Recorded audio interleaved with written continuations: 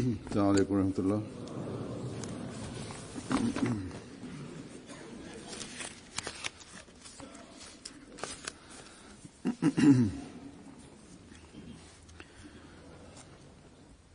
أشهد أن لا إله إلا الله وحده لا شريك له وأشهد أن محمدا عبده ورسوله أما بعد فأعوذ بالله من الشيطان الرجيم بسم الله الرحمن الرحيم الحمد لله رب العالمين الرحمن الرحيم مالك يوم الدين إياك نعبد وإياك نستعين اهدنا الصراط المستقيم صراط الذين أنعمت عليهم غير المغضوب عليهم. Bismillahirrahmanirrahim. Uzor kaže da obećani Mesija alejselam je u pogledu cilja i svrhe svog dolaska spomenuo je 5 ogranaka toga. Jedan ogranak od ovih 5 je objavljivanje elifleta i drugih materijala, to jest za širenje poruke i da se objasni argument, da bude jasan ljudima. Potrebno bi objavljivanje raznih lifleta literature. On kaže na jednom mjestu danas s ciljem da upotpunim ovaj argument, ja sam odlučio da protivnici, oni koji poriču da zbog toga treba da 40 lifleta objavim za ljude, tako da na sudnjem danu od mene u prisustvu Allaha ovo bude jasan argument, jasan dokaz da je svrha za koju sam poslan, da sam to ispunio. I onda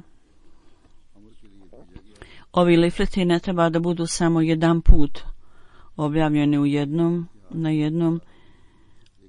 Ako vidimo da je on započeo prije iznošenja svoje tvrdnje i poslije njegovog odlaska, on je dotle objavio bezbroj lifleta.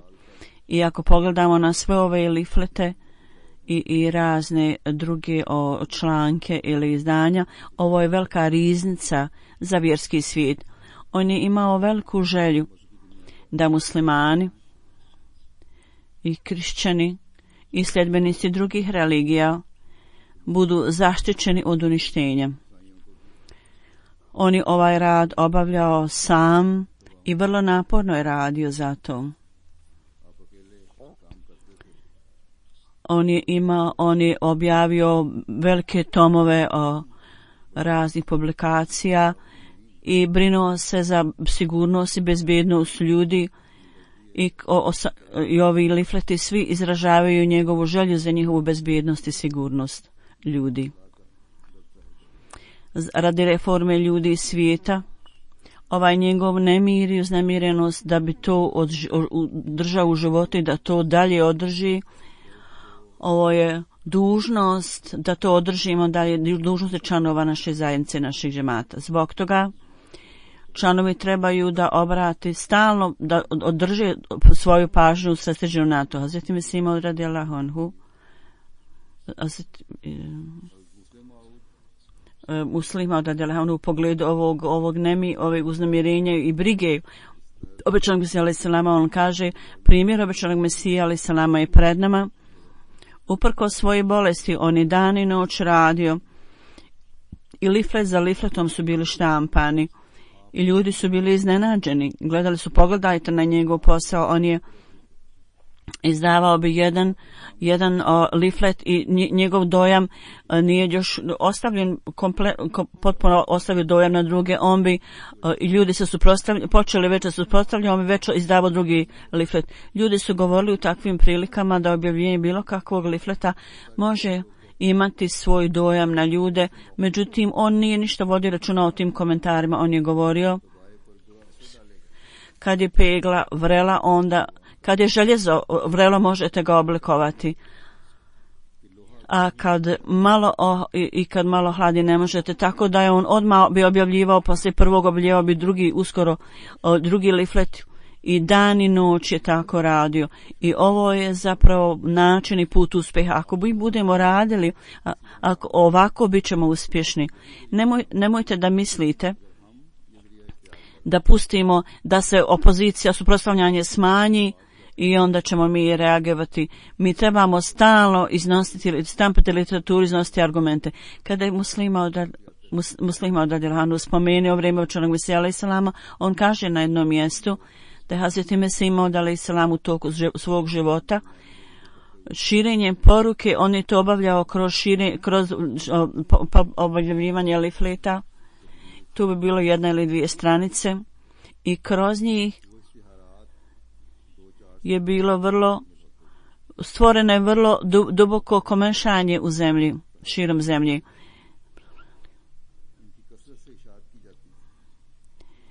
Kad kažemo o obilju, to je bilo 1 ili 2.000. Ponekad ovi leafleti su bili objavljeni u 10.000 primjeraka. Sada naša zajednica objavljuje mnogo više od toga, tako da kroz objavljivanje ovih leafleta treba da bude 50.000, možda 100.000 treba da bude objavljeno i onda vidite kako će ovi leafleti privući pažnju ljudi. Ako prvoj godini leafleti budu objavljeni 12 puta i poslije toga ako je to dato 2-3 puta i 3-4 stranice da sadržavaju, ako to objavite u 100.000 i više, onda će to pokazivati kako su ovi ljudi napraviti promjene. Prije 3 godine Huzur kaže, ja sam tražio od džemata da jedan leaflet ili mali leafleti trebaju biti objavljeni i trebaju biti štampani. Ja sam dao zadatak da ih treba biti 100.000, da kroz njih bude ljudima pokazano lijepo učenje Islama i da ljudi dobiju ovu poruku, da prime šta je stvarnost Islama i da prime poruku da u doba da je obećan Mesija alejhi selam poslan, da ga Allah dželešanu poslao i kako je on oživio učenje Islama. I ljudi treba da saznaju da čak i sada Allah dželešanu s ciljem da zaštiti svoje robove od šejtana, Allah je poslao svog vjerovjesnika. U svakom slučaju, ove zemlje koji su postupile u skladu s tim Allahovom milošću imali su vrlo pozitivne rezultate kao rezultat toga. U Španiji ja sam poslao studente džamije tamo. Oni su mnogo posla tamo obavili. Skoro 300.000 leafleta je bilo podijeljeno, raznih leafleta. Slično tome studenti džamije iz Kanade također su u Španiji i Meksiku raspodijelili literaturu i Allahovom milošću i polje širenja poruke su se raširilo i bilo je nekih koji su primili Ahmedijat kao rezultat toga. Zbog toga jedan za drugim treba da objavimo leaflete i treba da ih podijelimo. Umjesto da dijelimo velike knjige, treba da dijelimo male leaflete ljudima.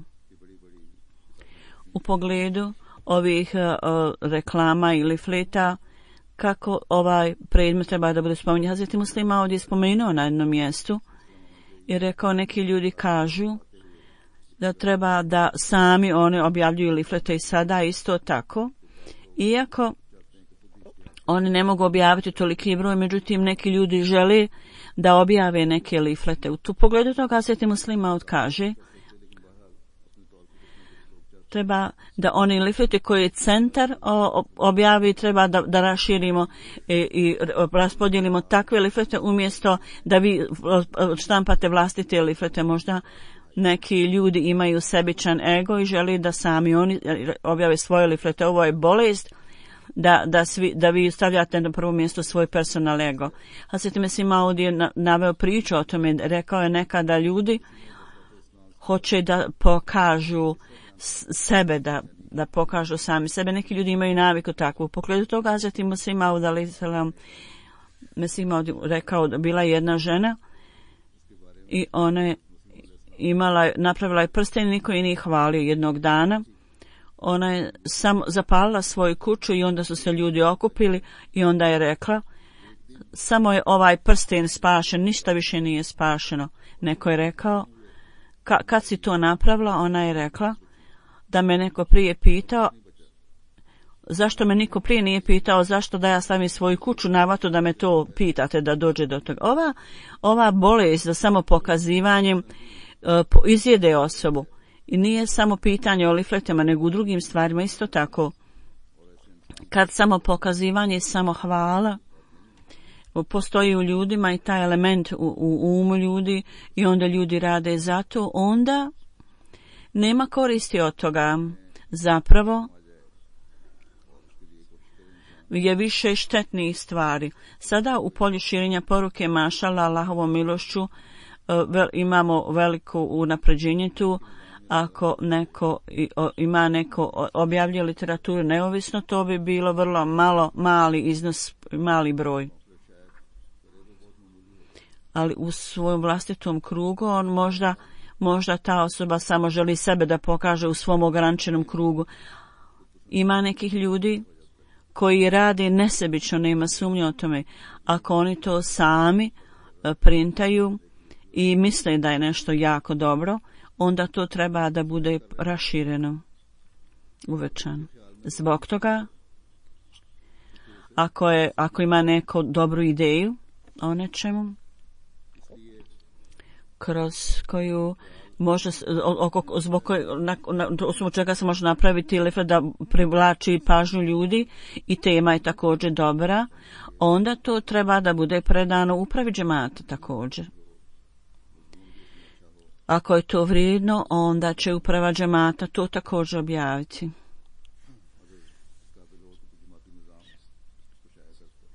Neki drugi navodi iz Muslima Mauda u pogledu Mesih Mauda ili zapravo ashaba, ja ću vam sada to predstaviti. Huzur kaže. Na jedno mjesto on kaže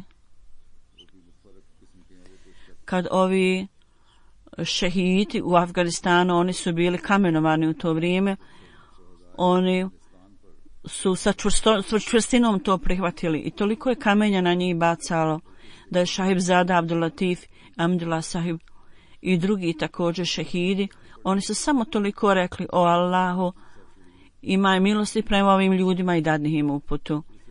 Činjenica je zapravo da kad ljudi imaju ljubav i predanost, onda se čitav stil mijenja. I veliki je dojam i efekat u njegovom govoru, u onom što on kaže.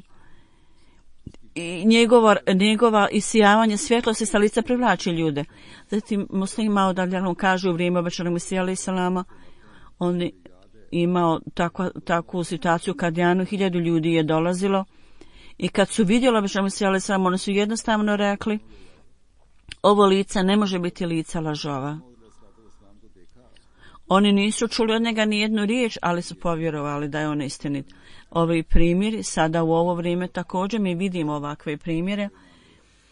Jako je mnogo pisama u kojima je spomenuto, u kojima ljudi kažu, kad nam je pokazana slika obećanog Mesija alejhi selama, mnogi ljudi su rekli: ovo lice ne može biti lice lažova, i oni su dali zavid bajata, prihvatili su Ahmedijet.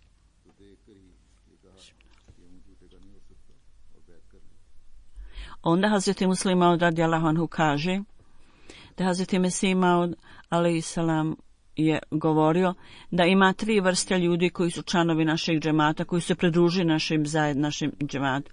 I on kaže: mnogo puta, ja sam čuo ovu stvar mnogo puta od obećanog Mesija alejhi selama. Muslim Maud kaže da je on govorio da u našem džematu su 3 vrste ljudi koji su se pridružili našoj zajednici. Jedna su oni ljudi, broj 1, oni koji razumiju moju tvrdnju i nakon što razmisle o tome, oni to prihvate. U to vrijeme stanje islama je bilo vrlo loše i muslimani su svi bili u stanju kao da su posrnuli. I bilo je raznih ljudi u to vrijeme. I ovi ljudi različitog temperamenta i narav, kad su vidjeli tvrdnju obećanog Mesija alejhi selama i napredak zajednice, oni su to prihvatili. Tako on spominje o stanju ovih ljudi, da su 3 vrste ljudi. Prva kategorija su oni ljudi koji nakon što razumiju moju tvrdnju, obećanog Mesija je rekao, i nakon što razmisle, oni to prihvate i znaju kakav je svrha mog dolaska. Oni potpunosti znaju da način na koji su zajednice prethodnih poslanika žrtvovale se, da mi također moramo da se žrtvujemo na isti način. Međutim, ima još jedna zajednica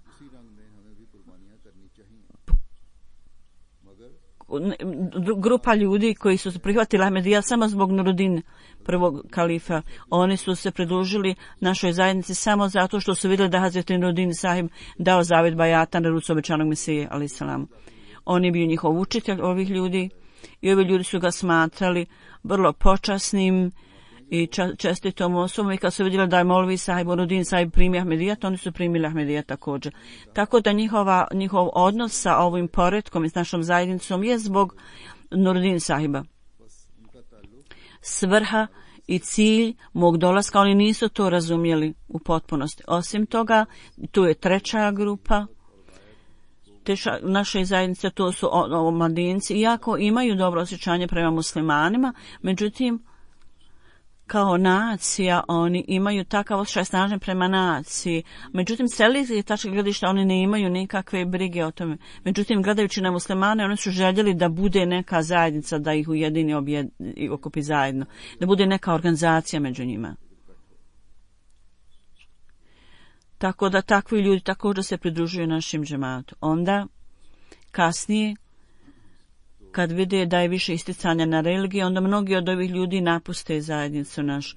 U razna vremena u toku drugog hilafeta, perioda drugog hilafeta, mnogi od njih su napustili zajednicu. Sada je uzbuđenje među mladim ljudima i ponekad oni idu u razne organizacije i pridružuju se terorističkim organizacijama nekad. Ovi ljudi samo misle da kao član nacije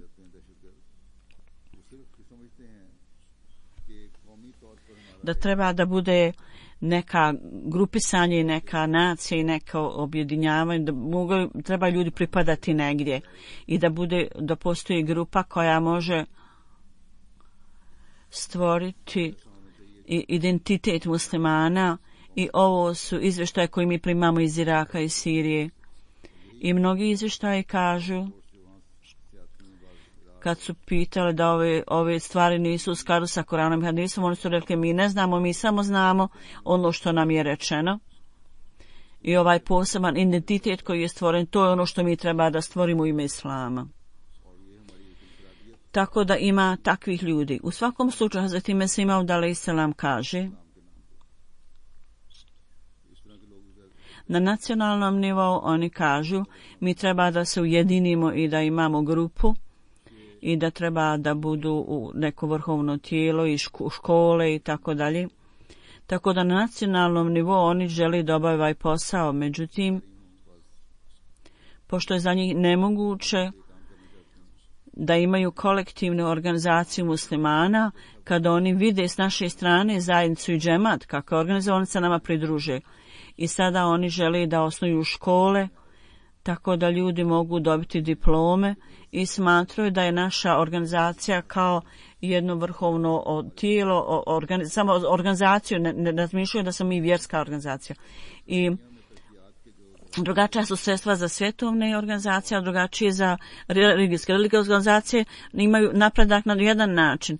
Za napredak religije neophodno je da se mora dogoditi moralna reforma. Ovo je jako važno, da se reforma morala mora dogoditi. Moramo popraviti svoj moral.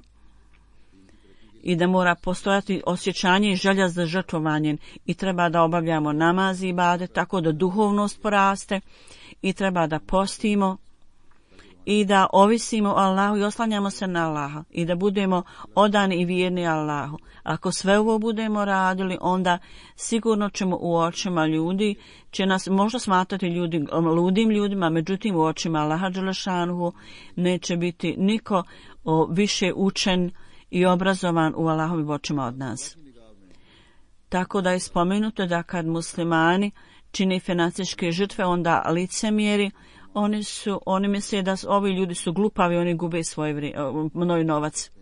Oni ne znaju kako mogu da investiraju svoje pare u bolje projekte. Slično tome, kad troše svoje vrijeme, oni kažu ovi ljudi su ludi, oni gube svoje vrijeme na te neke religijske programe. I kako oni uopšte mogu napraviti napredak. Drugim riječima, bilo da proglase muslimane glupavim ljudima ili proglase ludim ljudima. Ovo su dva su imena data muslimanima. Međutim, vidite, ovi ljudi koji nazivaju ludim ljudima postaju učitelji svijetu. Tako da naša zajednica ne posvaja ovaj stav ludih ljudi. I isto je stvar koju nevjernici i licemjeri što su im govorili, kako su im govorili. Ako zajednica ne posvoji ovakav stil, da i baš ljudi nazivaju zbog toga da su ludi i neuki, ne mogu ostvariti uspjeh. Ako misle ljudi da mogu reći laž, ako postoji potreba da mogu prevariti ljude, i ako mislite da ako postoji potreba možete potkradati druge ljude, ako mislite da u vrijeme potrebe možete se upustiti u ogovaranje i onda se nadate da ćete imati uspjeh, onda zapamtite, nikada nećete dobiti taj uspjeh. Obećanje koje Allah dželešanuhu dao obećano Mesiji alejhi selam, nikada neće dobiti taj uspjeh. Ove stvari u svjetovnim organizacijama nikada ova prevara i ogovaranje i bolesno mišljenje o drugim ljudima i da nastoje da poraze i ponize druge ljude, sve su te stvari u svjetovnoj organizaciji. Međutim, u stvarnoj religiji nema blagoslova u tome. Zapravo, prokletstvo Allahovo dolazi na ovakve ljude. Zato dobar moral je osnovna stvar i to daje napredak religijskim organizacijama i u duhovnosti. Tako zato svaki Ahmedi uvijek mora podići standard svoje iskrenosti. Cijelo vrijeme treba da nastojimo da podignemo taj nivo. I jedan put je on spomenuo u pogledu pozadine osnivanja visoke škole Talimul Islam i potrebe. I jednom primjeru on kaže, bilo je vrijeme kad je Talimul Islam koledž započet. U to vrijeme smo mislilo se da je 100.000 i toliko rupija potrebno tako da možemo nastaviti sa zahtjevom koledža i onda smo dobili 100.000 rupija i on kaže bilo je vrijeme da za nas da započnemo visoke razrede bilo je vrlo teško. Bila je srednja škola Arijasa u Kadijanu i na početku naši studenti su počeli ići tamo, onda su Arija učitelji počeli davati predavanja i da ne treba da jedete meso jer Hindusi ne jedu meso, da je to nepravda. I oni su prigovarali što je jasno bilo napad na islam. I naši studenti su onda dolazili i govorili ove optužbe, prenosili nam ove optužbe. I on kaže bila je jedna prvostepena škola u Kadijanu i u toj školi su učitelji vrlo često poučavali djecu istim stvarima. Prvog dana kad sam ja otišao, muslima kaže, kad sam ja otišao u ovu vladinu prvu školu, kad je moja hrana došla, ja sam izišao iz škole i pod drvetom sam sjeo da jedem i sjećam se da je tog dana bilo meso i bilo je poslano meni da jedem. I jedan čovjek koji je bio otac ovog jednog studenta, on je također radio u školi, on je bio, međutim njegov sin je bio u višom razredu, ja sam bio nižim. I kaže, dok sam ja sjedio pod drvetom i jeo, On je također došao i pogledao je na to i rekao, jel ti jedeš meso? Iako je bio musliman, on je tako pitao. Razlog tome je bio da Arija učitelji su govorili da je uzimanje mesa nepravda. I riječ mas, što znači meso. I kaže, ovu sam nije čuo prvi put od njega, ja sam rekao, ovo nije meso, ovo je jedna varijanta toga. Ja sam mislio, kaže, da je to vrijedi za meso koje je predamnom. Ja sam to čuo na taj način, kao da je mas i meso, da je to nešto vrlo loše. U svakom slučaju, Arija učitelji su kritikovali, prigovarali na ove stvari i djeca su govorila, studenti su govorili da ih to oni poučavaju.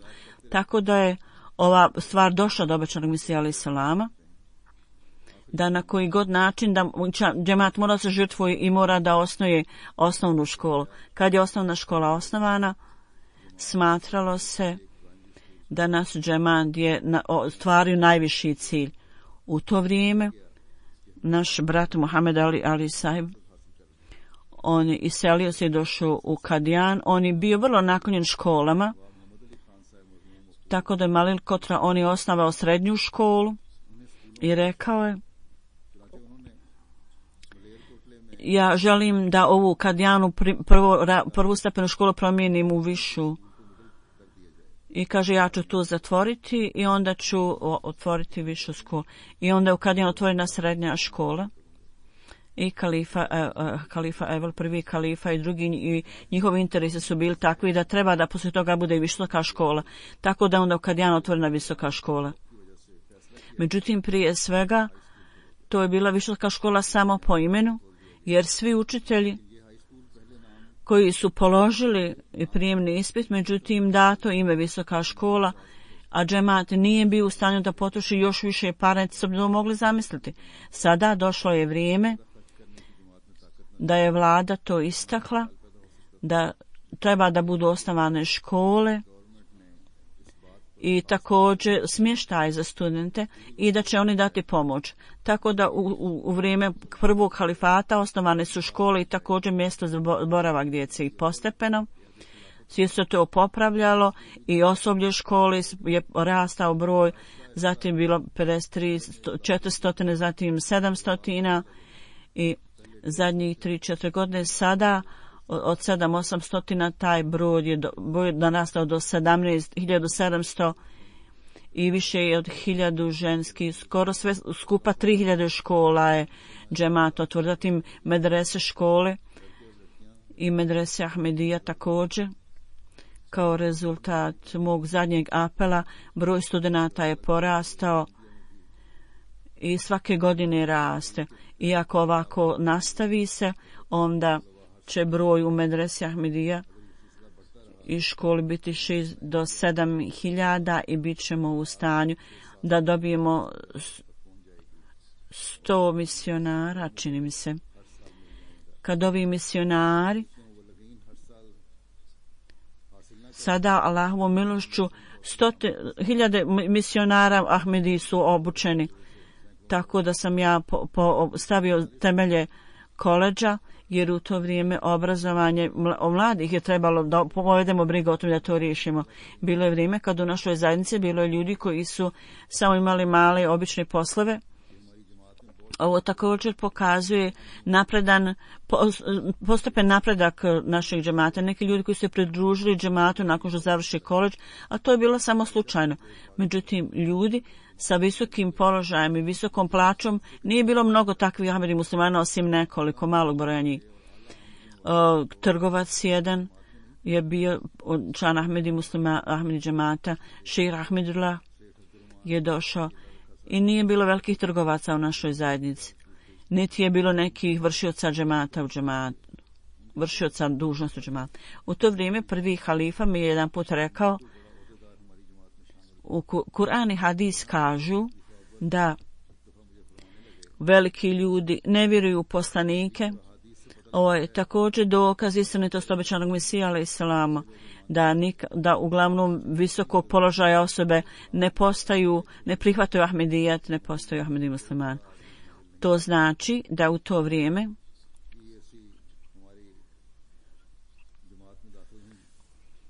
Ne znam koji su riječi ovdje. Uglavnom to je ukazivalo na ljude visokog položaja, da oni rijetko prihvataju za Božje poslanike. Međutim, ovi ljudi idu sada u liniji, niko ne gleda na njih. Dakle, bio je manjak takvih ljudi visokog položaja. Hazret Kalifatul Mesih prvi je spomenuo da nema takve osobe, kaže, u našoj zajednici još koja ima visok položaj i veliku zaradu. To je da tako kažemo, naša zajednica nije bila u stanju da ima takve ljude. Sada, Allahovom milošću, u cijelom svijetu mi imamo stotine i hiljade škola i koleđa koji pripadaju džemati. Sada, Allahovom milošću, imamo raznih stručnjaka, službenika i svih visokih položaja ljudi su članovi naših džemata. Oni su članovi parlamenta u svojim zemljama i vrlo napred, idu napred u svojim predanosti. U Africi ima nekih vrlo važnih ministara koji su članovi Ahmedi džemata. Allahovom milošću, ovo je također blagoslov Allaha dželešanu koji daje napredak našoj zajednici. Kod ranih Ahmedi muslimana bilo je torture i teškoća. Pogledu toga Hazreti Muslima kaže, bilo je vrijeme kad su Ahmedi i Ahmedi zajednica proganjana sa svake strane i vrlo teško vrijeme je bilo. Hođe su dale ukaz da se Ahmedi muslimani ubijaju i napadaju i da zarobe njihove žene i da ih prisilno žene i tako dalje. Dakle, sve ove stvari su učinjene danas. U ovo vrijeme ljudi su siromašni i mogu biti učinjeni metom torture. I ovo ponašanje dugo vremena već traje. Međutim, sada je torturisanje u to vrijeme bilo vrlo jako torturisanje jer je zajednica bila mala. Dakle, uvijek ima loših ljudi i bezbožnih ljudi koji uvijek traže izgovor da nešto učinu loše. Žene bez nikaha, oni nekad ih dovode prisilno kući, dovodili se prisilno kući bez vjenčanja.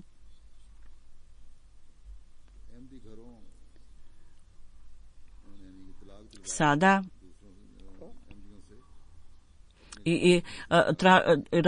razvodili se od Ahmedi muslimana ako se udaju za Ahmedi muslimana. I onda su im davali otkaz na poslu, onda su također prisilno uzimali njihov imetak. Također ima nekih ljudi koji nisu mogli da se izbave iz situacije nego da iseli.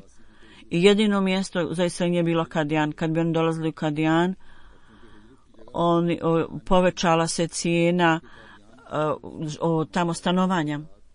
Tako da bilo je 4 do 5 hiljada članova zajednice. Međutim, svako 2 ili 3 hiljade ljudi, ali svi su bili žrtve torture protivnika.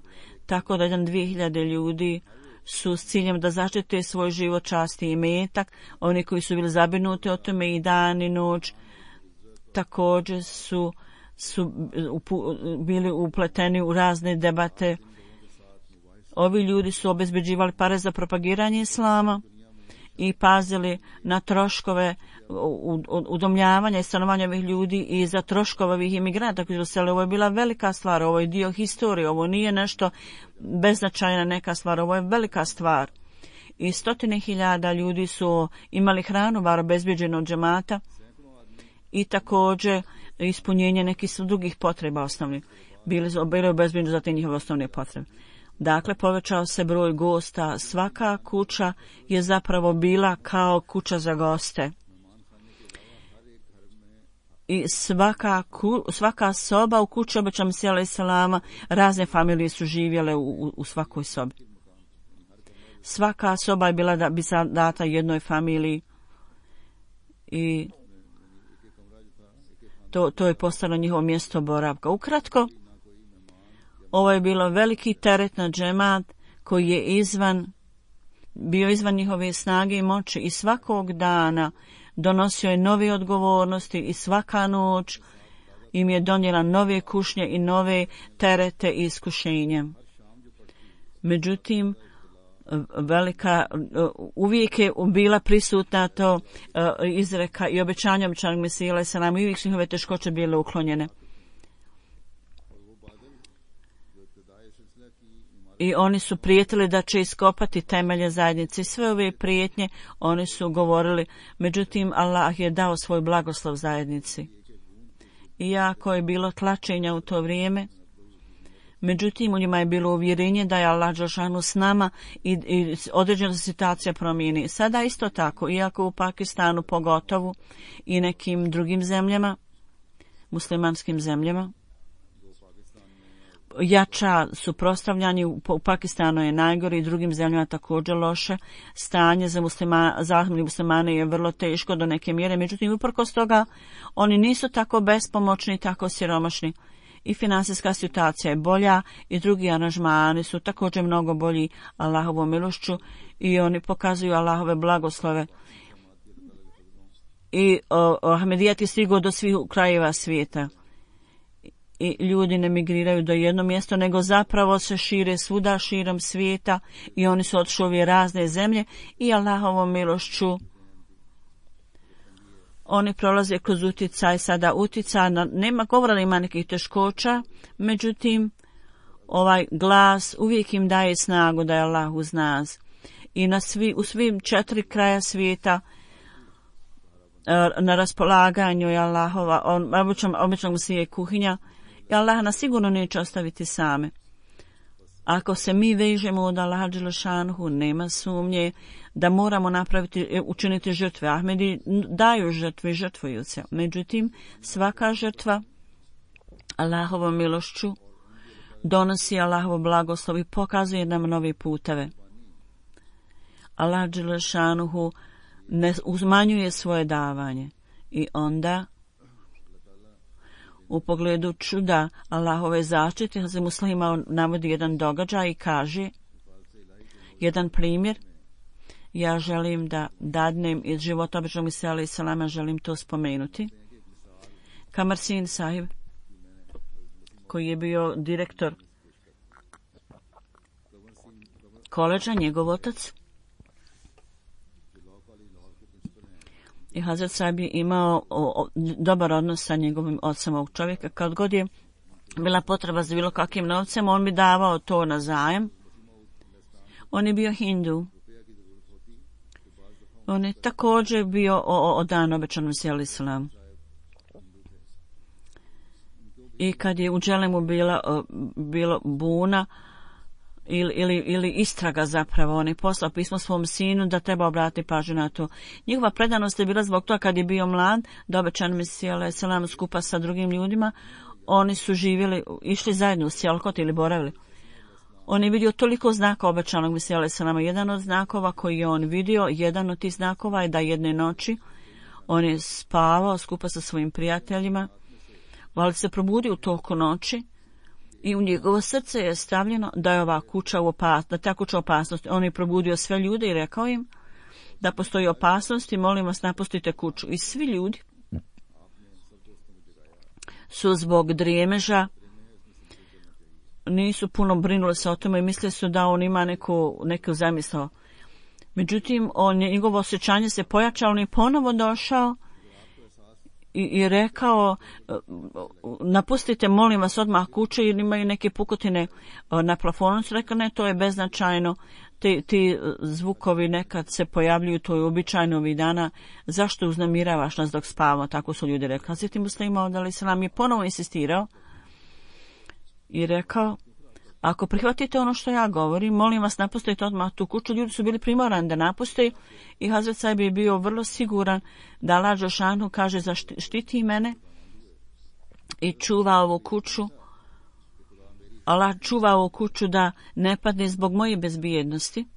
I on im je rekao molim vas izađite, a ja ću poslije toga izaći također. I on je izišao i Hazret Mesija alejhi selam je izišao samo što je stavio svoju stopu na stepenice, na tle zapravo kuća je pala. On nije znao da je stanje krova takvo. Da nije probudio ove ljude, dok nije probudio ljude, ovaj krov je bio čitav i momenta dok on nije izašao, čim je on izašao iz kuće i stavio svoju stopu napolje, krov je pao i kuća se srušila. Ovo jasno pokazuje da ovo nije slučajan događaj. Zapravo, biće koji je zaštitnik, on je potpomogao ovu kuću i krov do tog momenta dok on nije izišao, jer Allah je želio da zaštiti tu osobu koja je trebala da bude zaštićena i ovo je briljantan znak njegove zaštite od Allaha, zaštite čemu se ja od strane Allaha dželešanu. Ima još jedan događaj. I on kaže, jedan put ja sam išao u nosiljki koju su vozili konji od nekle prema Kadijanu išao. I on je sjedio u nosiljki prije mene i za svoju udobnost on je ispružio noge toliko da je prednje sjedište gdje sam ja trebao sjesti, on je to blokirao i na jednom malom mjestu prostoru ja sam tamo sjeo. Bilo je jako vruće u to vrijeme i s ciljem da me zaštiti Allah dželešanu je napravio aranžman. Bio je mali oblak, bio je pravo iznad i prekrio je tu oblast. Kad su ovi ljudi vidjeli ovo, oni su prepoznali da je to mora da je neko Allahu omiljen, da Allah dželešanu prema svojim robovima uvijek tako postupa na takav način da ljudi budu iznenađeni.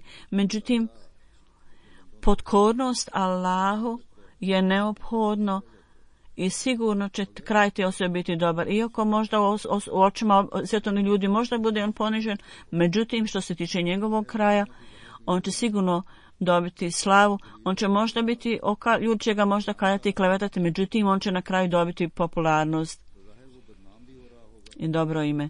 Dakle, početak je pokornost i onda to završava Allahovom pomoću. I ako osoba obožava Allaha dželešanu, onda Allahova pomoć je uvijek uz takve ljude. Da Allah dželešanu uvijek nastavi da nam pomaže protiv svake vrste smutnje. Jedan obični vođa, naspram onoga koji je poslan od Allaha za reformu i za širenje vrlina, kakva je razlika između toga? Dajući jedan primjer o tome Muslima udaljano kaže, Hazreti Mesih Maud alejselam, Munši Ahmed Sahib iz Ludhijane, smonjući ovu stvarno kaže, Hazreti Munši Sahib iz Ludhijane, on je umro prije nego što obećam se iznio svoju tvrdnju. Međutim, njegovo duhovno stanje, da je prije obećanog, tvrdnja obećanog Mesija, ali sa nama on pisao obećanog Mesiji, i rekao, mi svi ljudi uvijek pogledamo na tebe, ti budi za nas Mesija i liječitelj radi Boga, postani tak, budi takav za nas. I on je savjetao svoje potomke i djecu i rekao, ja sada umirim. Međutim, zapamtite dobro ovu stvar. Jasno, Mirza Sahib će iznijeti jednu tvrdnju i moja volja i moja oporuka vama je da morate prihvatiti Mirza Sahiba. Ovako je bilo duhovno stanje ovog velikog čovjeka. U svojoj mladosti, 12 godina,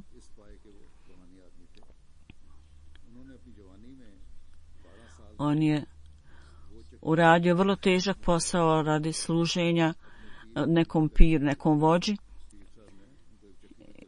I normalno oni magarci su vozili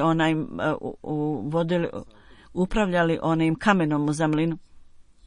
Međutim, poslije on je jedno vrijeme od 12 godina radio ovakav sličan posao, onda mu je data pouka o duhovnosti, Allah ga je nagradio duhovnošću. I on kaže da ovi ljudi koji su bili duhovno nadahnuti, ali uz višeg položaja u to vrijeme,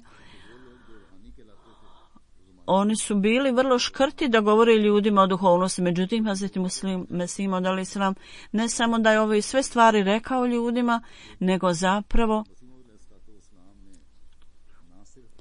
1000 puta više stvari je rekao ono što ljudima nije bilo poznato. On je raširio ove stvari u sliče znanju i duhovnosti, kao što je bilo spomenuto u hadisu. Međutim, ljudi nisu primili ovu veličanstvenu pouku. tako da ovi duhovni ljudi ne mogu se nadmetati s onima koji od Allaha određen rad reforme cijelog svijeta i oni stalno uvećavaju svoju duhovnost i dovodi ljude bliže Bogu. I kao što je obećan Mesija alejhi selam spomenuo, svrha za koju je Allah dželešanu mene odredio je da u stvaranju i odnosu prema Allaha ja moram poučiti ljude da razviju svoju predanost i odanost istini i da religijske duhovnosti koji su skrivene od očiju svjetovnih ljudi, ja treba da pokažem ove stvari ljudima. I onda ova duhovnost koja je prekrivena sjenom sebičnosti, sebičnih stvari, to treba da bude uklonjena. Najveća stvar da je Allahova jedinstvenost bude koja je lišena bilo kako je prednja partnera Allahu, to treba ja da zasadim mladicu toga da nas Allah osposobi da kako treba ispunimo obaveze od svoga zavjeta, svog obećanja i nakon što cijenimo religijske istine i vrijednosti, da uvećamo svoju duhovnost i sa stvarnom i da uzmemo udjela u cijelosti u utemeljenju Allahove jedinstvenog svijetu i da ljudi prepoznaju ovo, pogotovo muslimanski umet, da im Allah osposobi i da prepoznaju i da prime imama Muhameda, da prihvate i da iskoriste ovu priliku da razumiju obećanog Mesija alejhi selama i također da se pridruže u zavjet obećanog Mesija alejhi selam. Poslije džume namaza ja ću klanjati dženazu namaz za dvije osobe. Jedna je Numan Ahmed Anjum sahib, sin Čadri Maksud sahiba, Munir Rafai, on je iz Karačija, Numanum sahib.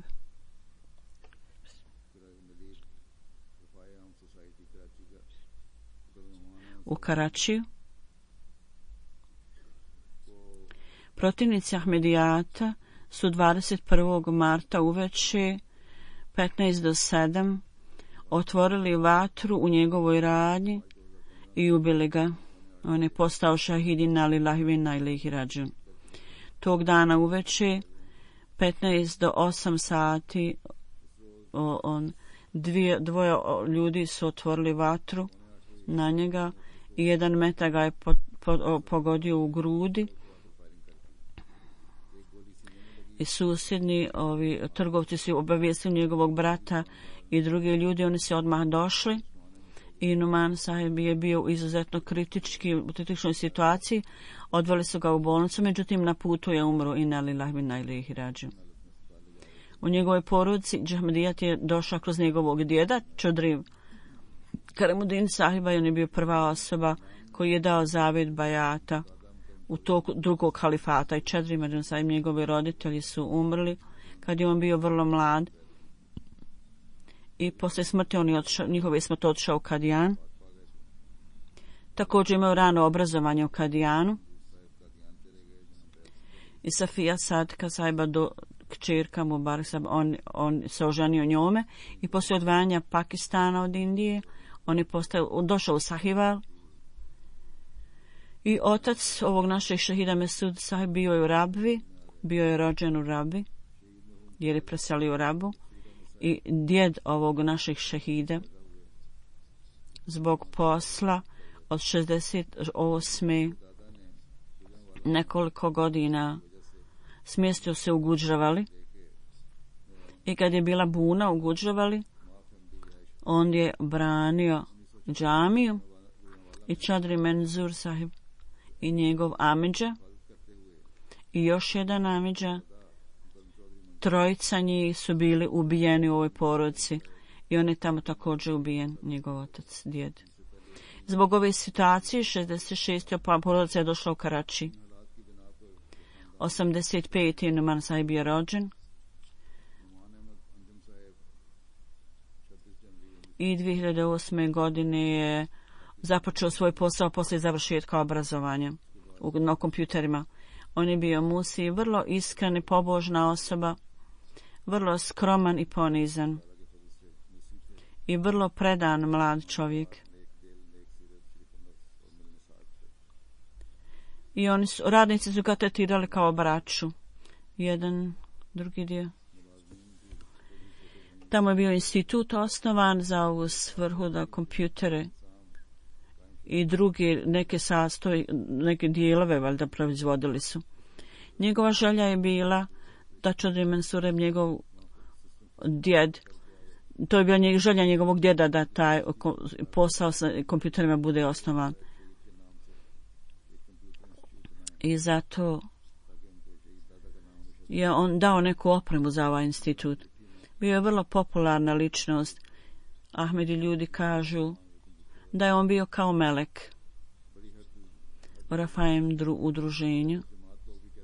On je služio kao predsjednik Ahmadijske organizacije Hudam. Uvijek je davao prednost religiji nad svijetom i uzimao učešće u raznim aktivnostima. Protivnici su mu davali prijetnje u prošlosti, međutim, on je uvijek tražio od svog mlađeg brata da bude pažljiv. Prije 6 mjeseci ovaj šehid naš je donio neke stvari i protivnici su ga zaustavili i uzeli mu svu opremu. Rekli su, mi smo došli da te ubijemo sada kad imamo para, nešto od tebe, poštedit ćemo te. On je iza sebe ostavio oca, Safija Sadika majku i 2 brata. Da Allah Đelšanhu uzdigne položaj ovog šehida i dadne utjehu u civiljenoj porodici. Murem Silsila sahib kaže da je bio vrlo mehkog govora i vrlo draga osoba i vrlo aktivan, vrlo predan u služenju džematu. Tamo je osnovao institut, kao što sam ranije rekao, Huzur kaže, i dolazio je u druge dijelove koji su daleko i tamo bi dolazio i mi bi mu govorili da je umoran, da odmori, međutim on je govorio da nije i uvijek je bio spreman da služi. Kaidalaka Mansur sahib kaže, ja ga vrlo dobro poznajem, bilo mu je 12 godina, bio je član Atfala, organizacije za djecu do 12 godina i uvijek s velikom predanošću je uzimao učešće u takmičenjima i poslovima i uvijek bi imao neko dobar položaj osvajao. I prvi položaj često dobivao i nikada nije bio zadovoljan drugim ili trećim položajem. Poslije škole išao bi i pomagao svom ocu u radnji, međutim skupa s tim ispunjavaju dužnosti u džematu, obavljaju razne dužnosti koje su mu date. I izgleda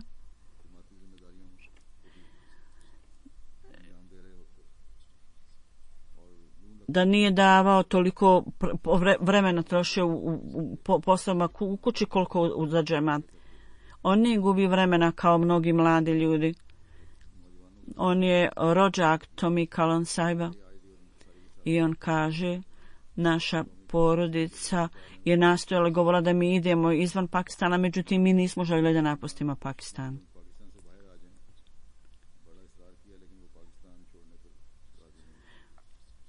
Murabi Tahir Saab kaže, on je bio moj rođak, ja nikad nisam čuo da se deri ni na koga, bio je vrlo ponizan, skroman,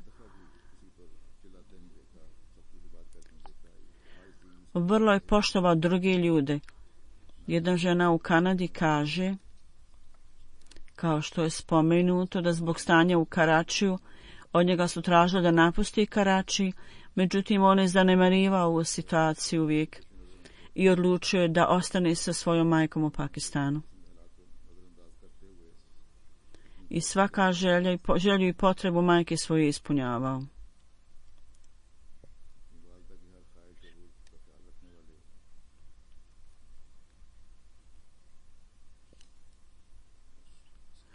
Mashrud sahib Murabi kaže,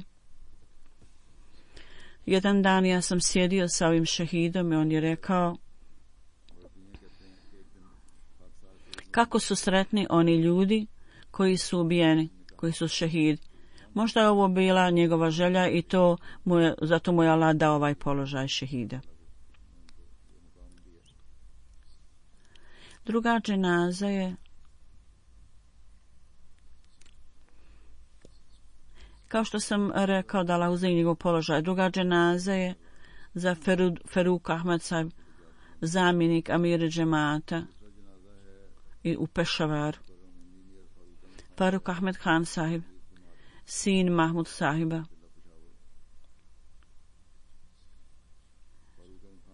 Išao u Pešavar poslije šure i dogodio se nesretan slučaj sa kolima. I on je ispao na cestu iz auta i imao ozbiljne povrede, teške povrede. Odveli su ga u Čakval bolnicu, međutim nije mogao preživjeti i umro je tamo.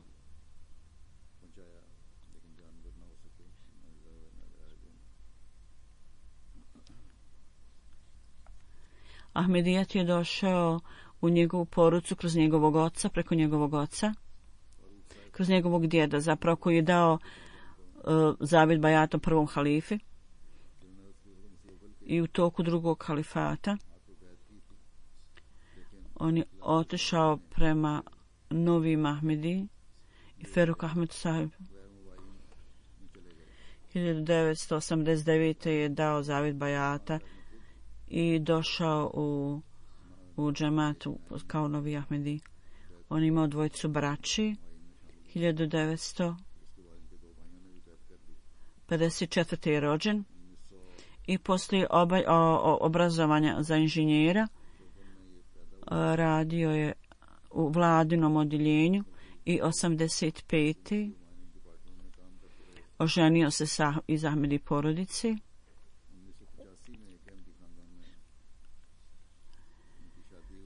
Bio je vrlo ljubazna i kulturna osoba i vrlo ponizan. I sekretar tamo džemata u Pešavaru kaže, on je bio musi, da Allah ima milosti i oprost prema ovoj osobi i također prema članovima ucvijeljene porodice, prema njegovoj ženi i dvojici sinova koje ostavlja iza sebe i jednu kćerku. Svi od njih su ucvijeljena porodica, da im Allah dadne utjehu.